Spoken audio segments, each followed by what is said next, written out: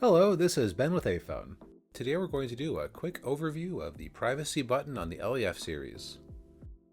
Normally, when an answering station initiates a call to another station, they can immediately hear what is happening on the other side.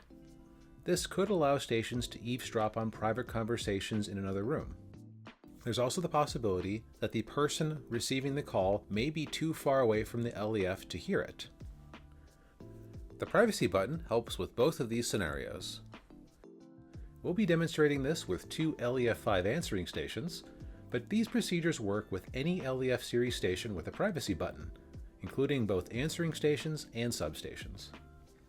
The privacy button behaves differently depending on if it's engaged on the station receiving or making the call. On the receiving station, the privacy button prevents eavesdropping.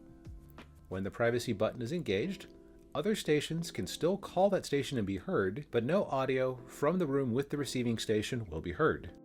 To establish two-way communication, press the talk button on the station receiving the call. At this point, the station placing the call controls the call as normal, pressing the talk to speak and releasing it to listen. The user at the receiving station doesn't need to press anything else. On the calling station, you can generate a tone on another station to alert them that you're placing a call. Since a normal call begins immediately, this can be helpful to get somebody's attention. To do this, select the channel and press the talk and privacy buttons at the same time. To speak normally, press talk on the calling station, and then the calling station will assume control of the call as normal, pressing talk to speak and releasing to listen. The user at the receiving station doesn't need to press anything else. Once you're done with the conversation, press off at the calling station to end the call.